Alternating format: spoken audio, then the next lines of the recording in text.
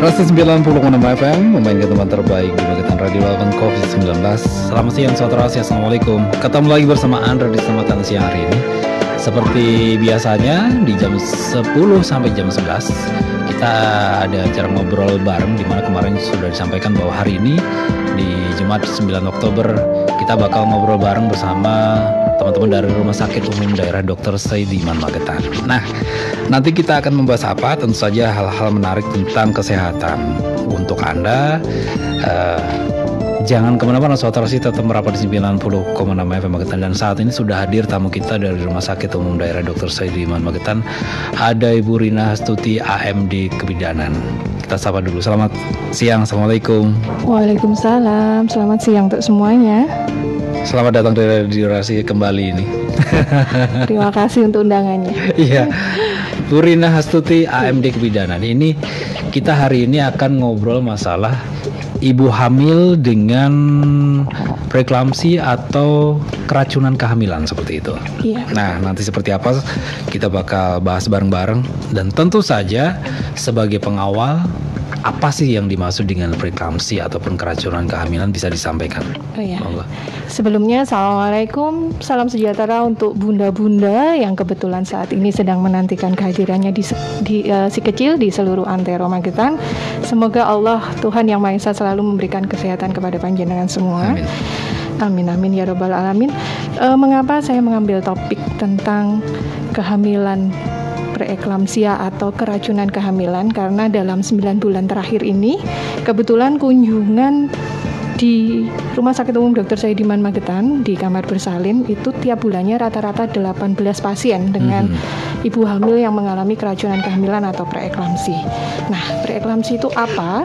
Preeklamsi adalah suatu keadaan ibu hamil di mana tekanan darahnya meningkat atau disebut juga dengan hipertensi, adanya udem atau pembengkakan, kemudian adanya proteinuri atau jumlah protein yang bisa terukur di urin, atau sekumpulan gejala yang timbul pada wanita hamil bersalin dan nifas yang terdiri dari hipertensi sama tadi, udem dan proteinuri yang muncul pada kehamilan setelah 20 minggu.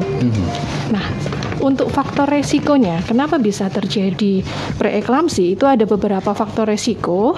Di antaranya adanya riwayat preeklamsi pada kehamilan sebelumnya, kemudian ibu memiliki hipertensi kronik, kemudian pada saat ini ibu hamil pertama, terus usia dari ibu lebih dari 35 tahun, adanya kehamilan kembar atau gemeli, jarak antara persalinannya atau persalinan dengan kehamilan saat ini itu lebih dari 10 tahun, adanya obesitas atau kegemukan, atau adanya kondisi-kondisi khusus seperti ibu memang memiliki penyakit diabetes, penyakit ginjal, ataupun penyakit lupus. Sedangkan untuk penyebab kenapa bisa terjadi preeklamsi, ini dari para ahli cenderung bahwa penyebab utamanya karena gangguan terhadap pertumbuhan dan perkembangan dari plasenta atau ari-ari. Jadi pada saat plasenta atau ari-ari itu terganggu, sehingga sirkulasi darah untuk menuju ibu dan janin juga akan terganggu. Dari gangguan tersebut sehingga ari-ari atau plasenta tidak bisa bekerja secara optimal dan mengakibatkan tekanan darah ibu menjadi tinggi. Nah, kalau kita melihat bahwa preeklamsi ini biasanya muncul di usia atas 2 minggu ya. 20 minggu. 20 minggu, kehamilan di atas usia 20 minggu. Ini apakah ada kemungkinan di bawah 20 minggu ini bisa yang namanya preeklamsi ini muncul?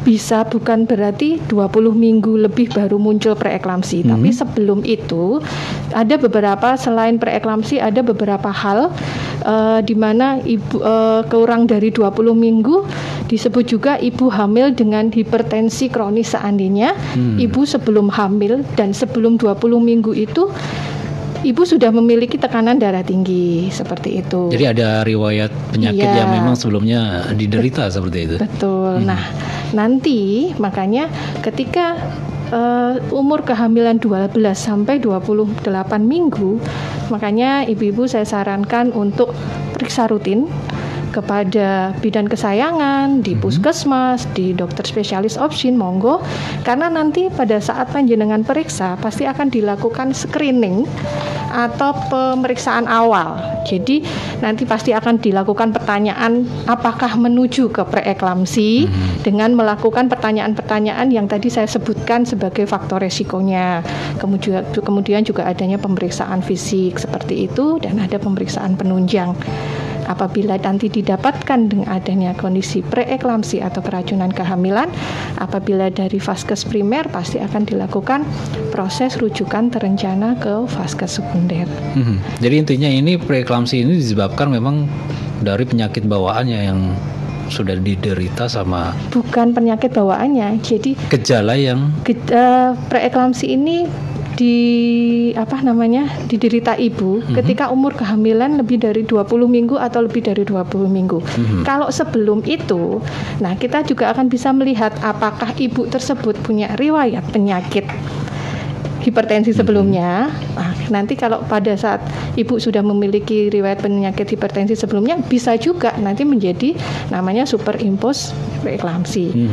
Atau ibu memang menderita hipertensi atau kenaikan tekanan darah sebelum umur kehamilan 20 minggu, nanti sambil dievaluasi apakah juga ada kandungan proteinnya di dalam urin, ada bengkak. Jadi dari ketiga tanda yang tadi saya jelaskan, kenaikan tensi, ada proteinuria, ada udim, itu akan dilihat. Kalau hanya tekanan darah saja yang meningkat berarti dinamakan dengan hipertensi gestasional atau hipertensi dalam kehamilan, seperti itu. Jadi kondisi ini sebenarnya normal nggak sih, Ibu? Kalau kita ngomongin preeklamsi, mungkin banyak ibu-ibu yang sekarang kalau riwayat yang namanya hipertensi itu hampir setiap orang pasti punya, karena gaya hidup mungkin bisa berpengaruh di situ. Batasan normal dan tidak normalnya bagaimana? Ya, jadi memang tadi kan saya belum menyebabkan tanda gejalanya seperti apa. Jadi kenaikan tensinya yang disebut dengan preeklamsi, karena memang ada dinamakan preeklamsi dan preeklamsi berat. Kalau preeklamsi itu adalah tekanan darahnya lebih dari 140/90, kemudian ada tadi proteinuri, kemudian ada bengkak tadi atau udim. Nah, sedangkan yang dinamakan dengan preeklamsi berat atau preeklamsi dengan pemberat adalah tekanan darahnya lebih dari 160/110, kemudian ada peningkatan fungsi hati atau liver, kemudian bengkak itu bisa jadi seluruh tubuh atau hanya ekstremitas, itu tangan dan kaki. Kemudian ada juga jumlah proteinurinya yang kalau tadi preeklamsi itu positif 1, itu kalau untuk preeklamsi berat positif 2 atau bisa lebih. Jadi tergantung dari riwayat dari katakan hipertensi yang ada. Katakan kalau memang dikatakan banyak, bisa dikatakan itu juga sangat berbahaya seperti itu, Bu ya. Iya, betul sekali. Kalau ini terjadi ketika kehamilan, mungkin ada seorang ibu yang hamil lebih dari umur 35 tahun, Ibu. Ini juga bisa rentan sekali terkena yang namanya preeklamsi juga ya. Ya, itu menjadi salah satu faktor resiko untuk terjadinya preeklamsi. Makanya tadi saya matur dari awal atau bilang bahwa ketika ibu hamil, jangan ragu-ragu, jangan bingung, karena saat ini di Magetan banyak sekali orang-orang yang sayang kepada ibu-ibu hamil dari lini di mana ada kader Mayang Sari, ada bidan desa, dan itu mereka juga merupakan satu tim. Jadi ketika panjenengan hamil, apakah saya ini termasuk ya tanda saya kok saya ada bengkak, saya tekanan darah saya kemarin periksa kok sempat tinggi, silakan konsul, periksa, insya Allah semuanya akan menjelaskan, kemudian juga akan memberikan suatu solusi kepada panjenengan semua sehingga tidak sampai mengarah ke preeklamsi berat, bahkan sampai ke eklamsi atau kejang.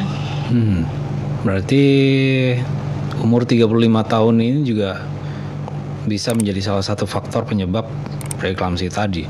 Iya. Ini apakah karena faktor usia yang katakan di atas 35 tahun ini sudah tidak masa-masa yang mungkin katakan rentan kalau bagi ibu hamil seperti itu? Tidak juga. Memang di dalam tidak hanya kasus preeklamsi ya, untuk ibu hamil itu wanita usia subur itu kan sampai dengan 35. 35 ibaratnya sudah batas ya. Dalam artian resiko. Nah, termasuk juga mengarah ke resiko preeklamsi. Tadi di awal saya sebutkan preeklamsi penyebabnya adalah fungsi plasenta yang tidak bagus. Nah, dengan usia itu kan juga berpengaruh terhadap fungsi-fungsi tubuh kita. Bagaimanapun itu tetap berpengaruh. Nah, apalagi ketika 35 tahun, kemudian ibu hamil, terus karena sudah usia segitu juga berpengaruh terhadap fungsi dari tubuhnya. Lah, nanti untuk plasentanya sendiri juga akan fungsinya juga kemungkinan berkurang juga. Jadi sangat rentan sekali akan terjadinya preeklamsi itu tadi. Iya, salah satu faktor resikonya. Nah, kalau pembengkakan abnormal ini biasanya terjadi di bagian apa aja nih? Untuk ibu hamil itu memang pasti semuanya tahu nggih, kalau sudah body image-nya ibu hamil itu ya semuanya besar.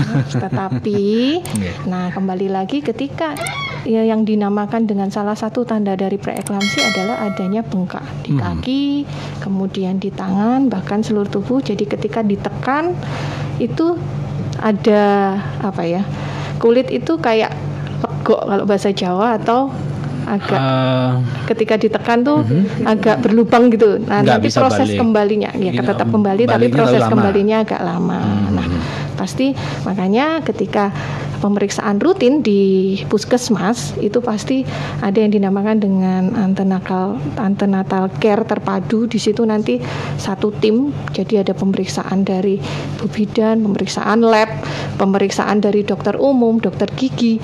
Dari situ nanti yang salah satu screeningnya apakah ibu ini masuk ke preeklamsi atau tidak. Ketika masuk preeklamsi ya pasti akan langsung dilakukan penata laksanaan awal sebelum dilakukan proses rujukan seperti itu. Nah, oke. Kita juga masih kasih kesempatan untuk Anda yang bertanya, Saudara Asi. Silakan saja di nomor telepon 8961137 atau 0811302906 untuk Anda pengen menanyakan masalah kehamilan yang saat ini sedang Anda rasakan ataupun Anda alami. Anda bisa sharing bersama kita sampai nanti kalau di jam 11 Saudara Asi. Tapi jangan kemana-mana dulu, habis beberapa informasi kita akan balik lagi selepas yang berikut ini.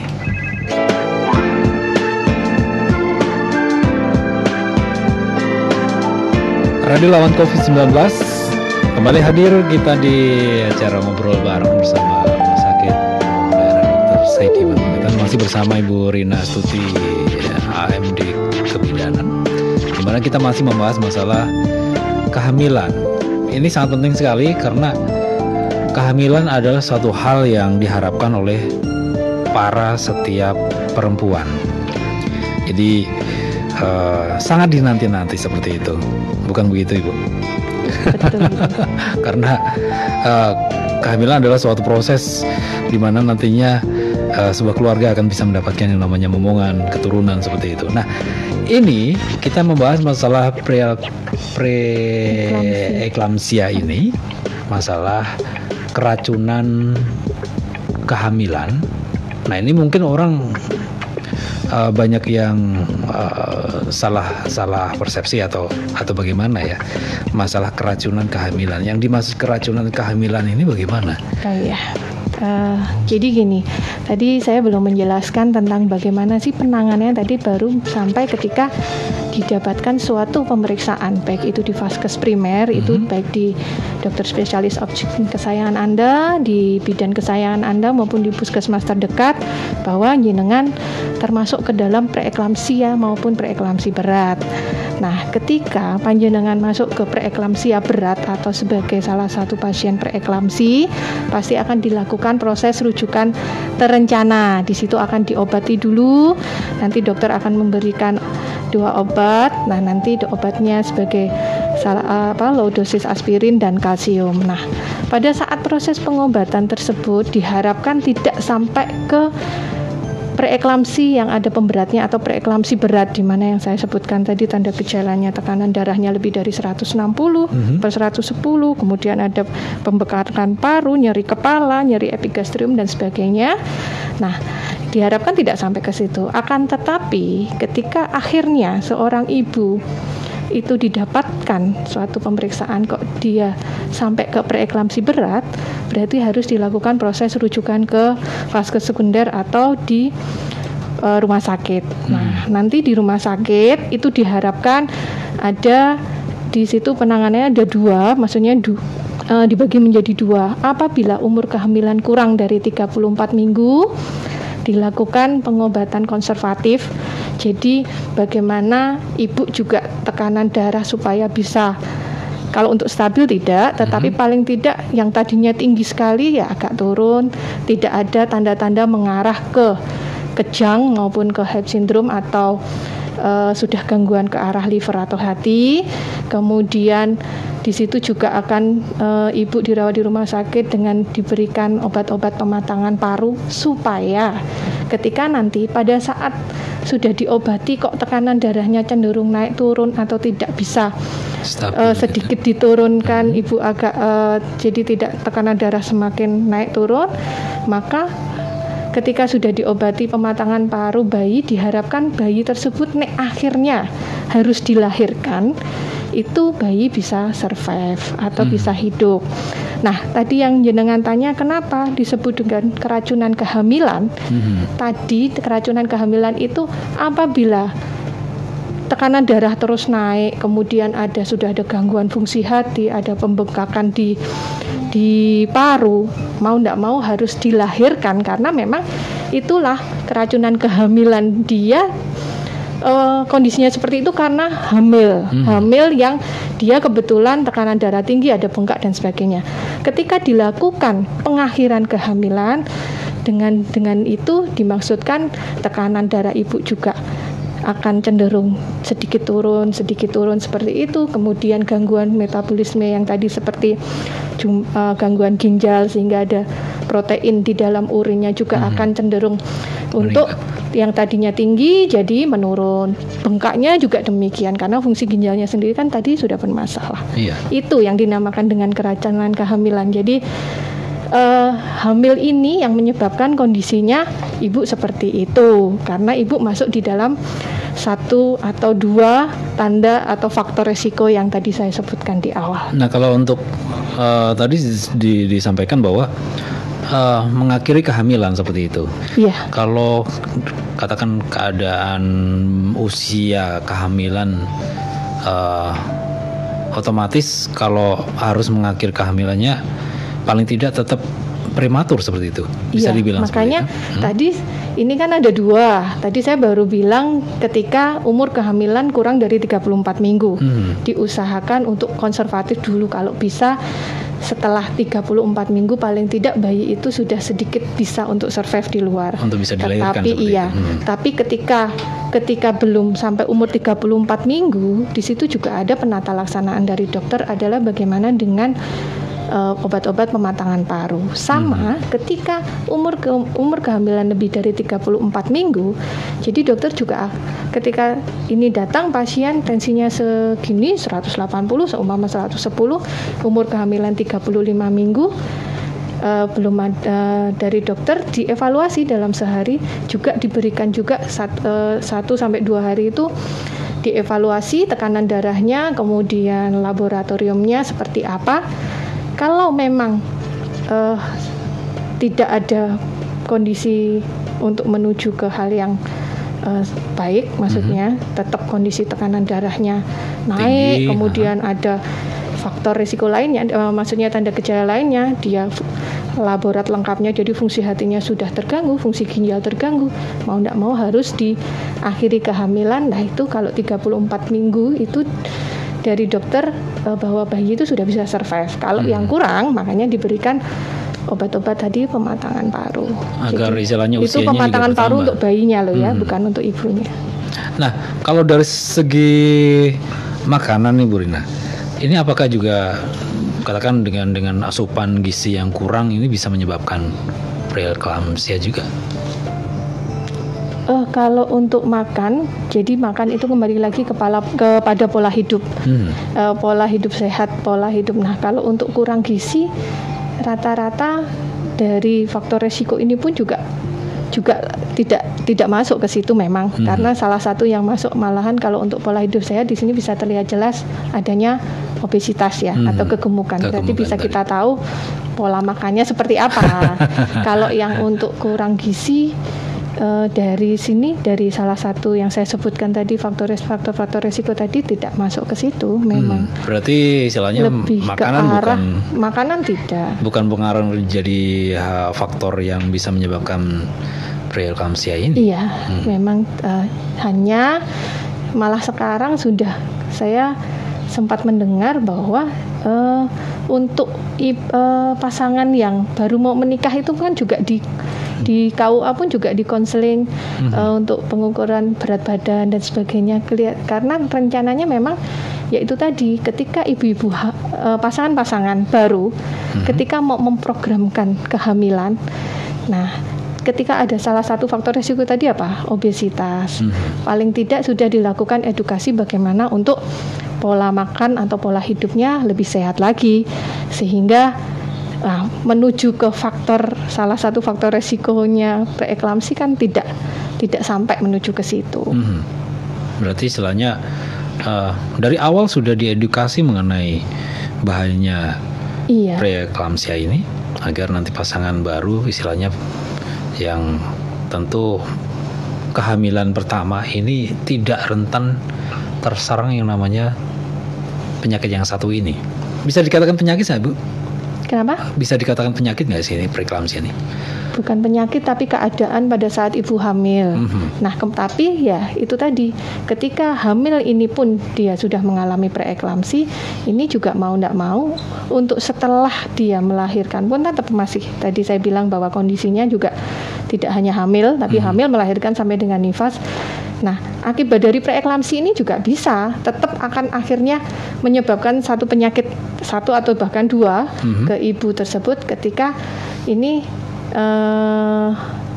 ternyata tidak bisa bahwa ibu ini mungkin sebelumnya memang sebenarnya sudah ada riwayat penyakit atau akibat dari penyakit ini sendiri. Contohnya gini, ketika ibu ini hamil saat ini, dia preeklamsi berat.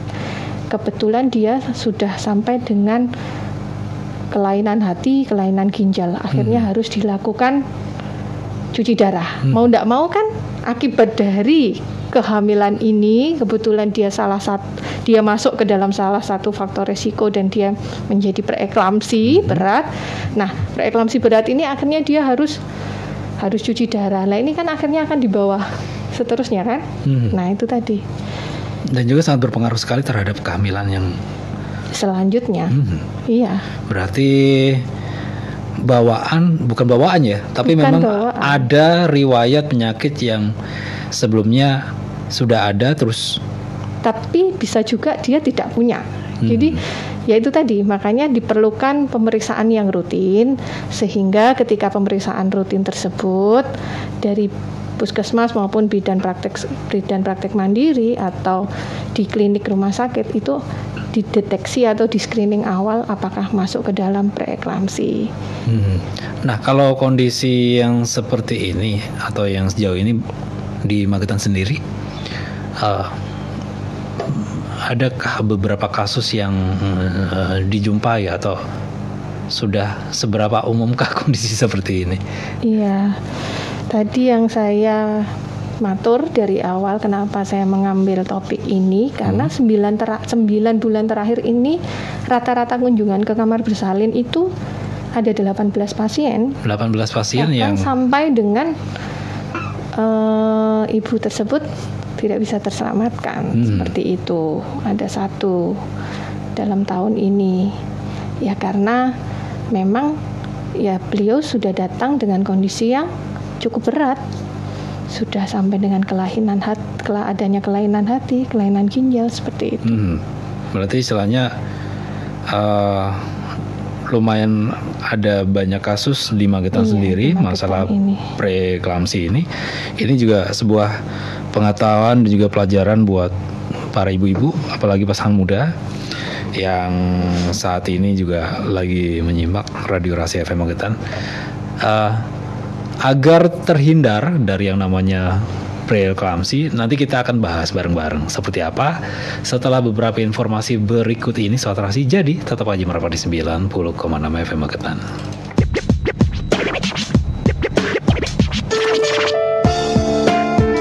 Radio lawan COVID-19, kembali kita hadir di obrolan kita siang hari ini. Sobat Rasi masih ngobrolin masalah ibu hamil dengan preeklamsia atau keracunan kehamilan. Tentu saja juga kita masih bersama Ibu Rina Astuti. Dan tentu saja untuk Anda yang ingin bergabung boleh saja di 896-137 atau 0811-30-20-906. Nah, tadi sudah banyak sekali dijelaskan di mana masalah gejala, terus kasus yang sudah terjadi dan penyebab. Tentu saja ini bisa menjadikan sebuah pengetahuan baru khususnya buat ibu-ibu muda, ya kan? Karena apalagi pasangan baru yang saat ini lagi menantikan momongan. Nah, ini tentu akan menjadi sebuah perhatian yang benar-benar tentu saja nantinya untuk kehamilan Anda. Nah, selain tadi faktor usia, kemudian adanya riwayat penyakit yang pernah dialami, terus gaya hidup, kegemukan atau obesitas gitu kan. Nah, kalau gaya hidup ini bagaimana Bu Rina? Gaya hidup yang tidak sehat ini bisa berpengaruh pada yang namanya kehamilan preeklamsia ini. Maksudnya tadi gaya hidup sehingga menyebabkan obesitas. Jadi kalau bukan berarti gaya hidupnya yang seperti apa, bukan. Jadi salah satu tadi faktor risikonya adalah kan dengan adanya obesitas. Nah, obesitas itu kan akibat dari gaya hidup yang kita tahu sendirilah. Mungkin makanan yang seperti apa, apalagi sekarang kita sudah terkenal dengan manusia yang konsumtif, pasti senangannya yang junk food dan sebagainya seperti itu. Iya. Tinggal itu adalah salah satu faktor resiko. Bukan berarti gaya hidup yang bagaimana sih akhirnya kok bisa terjadi preeklamsi, bukan. Tetapi ya itu tadi. Intinya adalah gaya hidup yang kurang berhati-hati dalam konsumsi yang namanya makanan. Sehingga jadi obesitas. Obesitas itu yang menjadi salah satu menjadi salah satu faktor resiko terjadinya preeklamsi. Karena obesitas ini juga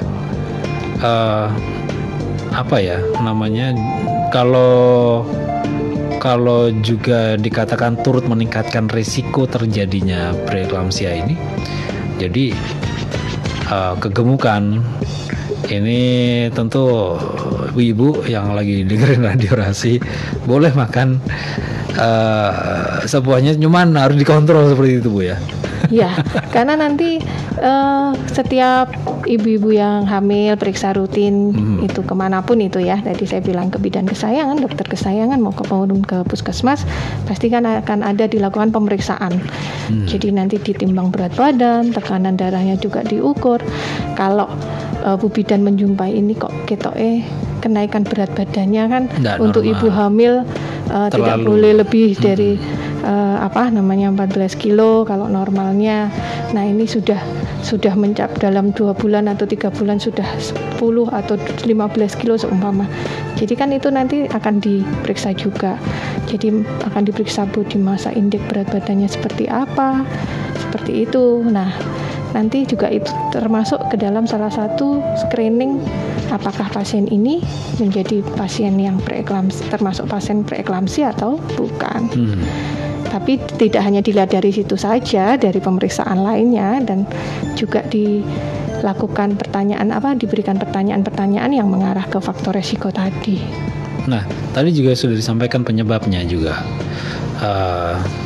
terus juga pengobatan. Salah satunya dengan melahirkan atau mengakhiri kehamilan seperti itu tadi. Nah ini tentu banyak cara agar kita terhindar ataupun bisa dikatakan terhindar Ibu ya, agar nanti kehamilannya aman dan lancar. Ini bagaimana? Iya, jadi kita berusaha untuk teman-teman beliau-beliau yang di lini. Kalau kami kan kebetulan di Vaskes sekunder ya, di lini itu baik bidan desa, kemudian ada kader Mayang Sari, ada puskesmas, ada klinik-klinik lain atau miliknya dari spesialis opsin.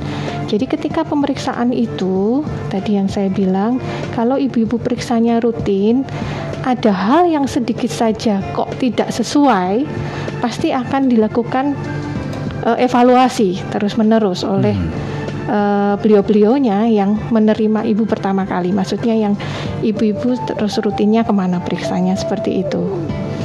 Jadi nanti ketika umpamanya periksanya ke bidan praktek swasta mandiri, nah loh ini kok tensinya bulan kemarin tensinya ibu ini yang biasanya 110 ini kok 130/90, kan disuruh kontrol. Mungkin kemarin sempat bilang ibunya alasannya tidak bisa tidur, tapi terus periksa lagi, ternyata kok ini semakin naik. Nah nanti pasti ibu itu akan dianjurkan untuk periksa ke puskesmas untuk dilakukan pemeriksaan laborat dan sebagainya.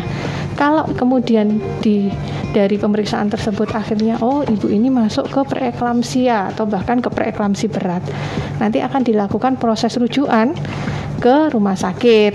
Nah, rumah sakit nanti kalau memang dia sudah preeklamsi berat, ya nanti akan dilakukan perawatan di rumah sakit. Apabila masih preeklamsi, nanti akan dievaluasi, baik itu di rumah sakit nanti di klinik, atau ketika ibu kondisinya di klinik terus kita lakukan rujukan balik ke puskesmas, karena di puskesmas pun bisa untuk preeklamsi masih bisa untuk merawat pasien-pasien preeklamsi. Tapi setelah ibaratnya dari rumah sakit bahwa ini pasien ini tidak apa-apa, ini preeklamsi, diberikan aspirin sama kalsium saja. Tapi ketika sudah ada pemberat, ya perawatannya di rumah sakit. Harus ada perawatan khusus di rumah sakit. Seperti itu. Nah, kalau kondisinya seperti ini Bu, apakah keracunan kehamilan ini bisa melahirkan secara normal? Bisa. Berarti tidak harus operasi gitu. Tidak. Ya?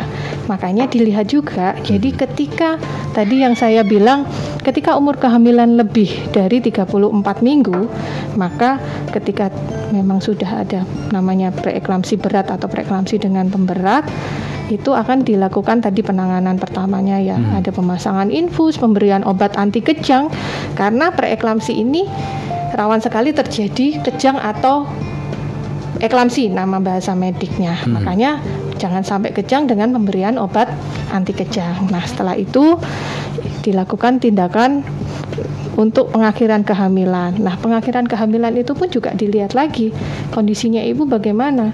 Kalau memang kondisi ibunya belum ada, maksudnya kondisinya masih untuk fungsi hatinya masih tidak begitu, masih ya ada kelainan tapi tidak sampai buruk, kemudian tidak sampai kelainan ginjal juga, masih bisa dimungkinkan untuk persalinan normal, lah itu nanti kan dokter yang memeriksa. Maksudnya kita Bu Bidan kita melakukan pemeriksaan dan Pak Dokter juga memberikan suatu perintah ini harus apa-apa. Nah itu nanti Pak Dokter juga yang akan mengevaluasi di rumah sakit. Tapi apabila kalau memang bisa dilakukan secara normal dengan dilakukan induksi, yaitu Pak Dokter akan memberikan terapi seperti itu. Tapi kalau ini kondisinya tidak memungkinkan karena tensinya cenderung naik terus, ditakutkan nanti ketika ada his atau kenceng-kenceng ibunya tambah tensinya naik terus kejang, nah akan dilakukan terminasi dengan tindakan operasi. Nah itu yang nanti yang akan ini harus bagaimana itu adalah pemeriksaan dari dokter spesialis. Jadi istilahnya kalau dalam keadaan kehamilan yang ingin melahirkan secara normal, ini harus disesuaikan dengan kondisi. Iya, itu nanti Pak Dokter yang akan menentukan. Oh iya. Jadi dari hasil pemeriksaan, baik pemeriksaan fisik, pemeriksaan laborat, penunjang, baru nanti akan diputuskan. Oh ini pengakhiran kehamilannya seperti apa? Apakah dengan persalinan pervaginam atau lewat normal, tapi dengan dirangsang atau dengan tindakan operasi seksio sesaria seperti itu. Baik, tidak terasa waktu kita juga semakin di penghujung acara, Bu Rina. Iya. Jadi sebelum kita tutup, kita akhiri acara kita siang hari ini, mungkin ada yang mau disampaikan ke sahabat Rasi, monggo silakan. Saya hanya berdoa mudah-mudahan bunda-bunda di luar sana yang sedang menantikan kehadiran si kecil selalu diberikan kesehatan, terhindar dari suatu keadaan preeklamsi atau preeklamsi berat yang saya sajikan tadi, sehat sampai dengan lahir, sampai dengan bisa mengikuti perkembangan bayi-bayinya sampai besar, insya Allah, amin. Dan juga nitip karena kondisi pandemi seperti ini dan kebetulan ruang kamar bersalin itu adalah ruang tindakan. Sekali lagi mohon maaf kepada seluruh masyarakat Magetan ketika mungkin saudara atau keluarganya datang ke kamar bersalin terus yang menunggu hanya maksimal 2, karena itu demi kenyamanan, demi privasi atau rahasia dari keluarga panjenengan semua, karena memang itu yang terbaik untuk keluarga panjenengan maupun saudara-saudara panjenengan, karena memang di kamar bersalin tidak ada jam kunjung karena ruang tindakan, karena tahu sendiri di kamar bersalin itu selalu tindakannya, maaf, yang dibuka adalah bagian-bagian yang memang perlu kita hargai, kita hormati karena itu privasi. Jadi kalau mungkin belum mengetahui ini, sekalian saya nitip info bahwa ketika di kamar bersalin memang yang menunggu hanya maksimal 2 orang. Terima kasih, itu aja Mas Andra. Mudah-mudahan topik atau informasi yang sedikit ini bisa bermanfaat untuk semua sahabat Rasi di seluruh Magetan. Wassalamualaikum warahmatullahi wabarakatuh. Waalaikumsalam warahmatullahi wabarakatuh. Terima kasih Bu Rina sudah ngobrol-ngobrol dengan kita di Radio Rasi saat ini. Mudah-mudahan apa yang disampaikan tadi bisa bermanfaat untuk kita semuanya, khususnya buat ibu-ibu yang saat ini sedang menantikan kehadiran si kecil. Dan nantikan obrolan kita selanjutnya Sobat Rasi hanya di Ngobrol Bareng di Radio Rasi FM Magetan. Akhirnya di kawasan MT Haryono Permai 13 Magetan, Andra mohon pamit. Selamat siang. Wassalamualaikum warahmatullahi wabarakatuh.